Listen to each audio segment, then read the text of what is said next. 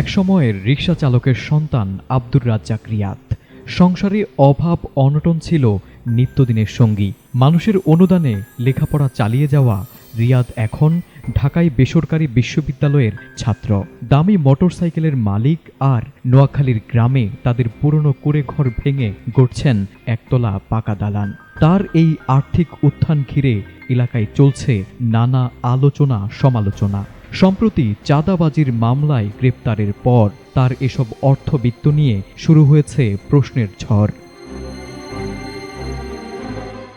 নোয়াখালীর সেনবাগ উপজেলার নবীপুর গ্রামে রিয়াদের পরিবারকে সবাই চেনে অভাবী পরিবার হিসেবেই।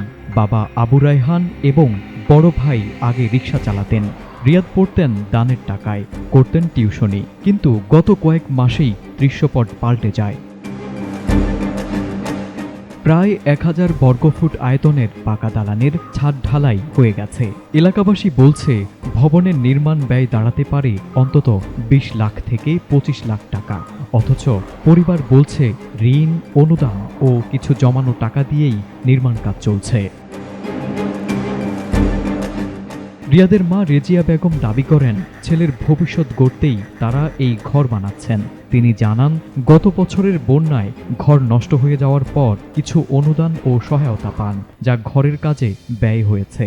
আস-সুন্নাহ ফাউন্ডেশন থেকে পাওয়া 50,000 টাকা, ঢেউটিন বিক্রির টাকা এবং ছেলের সহযোগিতাতেই ঘর তৈরির কাজ চলছে। তবে এসব দাবির পেছনে কোনো লিখিত প্রমাণ দেখাতে পারেননি তিনি।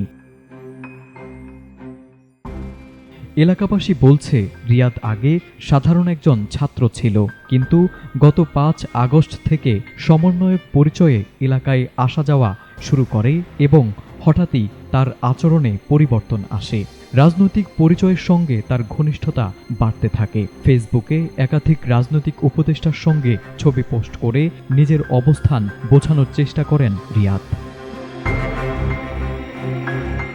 আর্থিক উত্থানের পেছনে সবচেয়ে বড় প্রশ্ন তৈরি হয় যখন রাজধানীর গুলশানে সাবেক এমপির বাসায় চাঁদাবাজির অভিযোগে রিয়াদ গ্রেপ্তার হন। তার সঙ্গে গ্রেপ্তার হয় আরও 4 জন। বর্তমানে তিনি রিমান্ডে রয়েছেন। আইনশৃঙ্খলা বাহিনীর ধারণা, রাজনৈতিক পরিচয় ব্যবহার করেই চলছিল চাঁদাবাজির সিন্ডিকেট। অভাবের সংসার থেকে আচমকা এমন বিত্ত বৈভব, কথিত ঋণ ও দানের গল্পে যতই ব্যাখ্যা দেওয়া হোক না কেন, আব্দুর রাজ্জাক রিয়াদের উত্থান এখন অনেকের কাছেই আলাদিনের চিরাগের মতো। তবে এই চিরাগের জাদু কতটা বৈধ, কতটা অনৈতিক তা জানতে অপেক্ষা করতে হবে আইনের তদন্ত শেষ না হওয়া পর্যন্ত।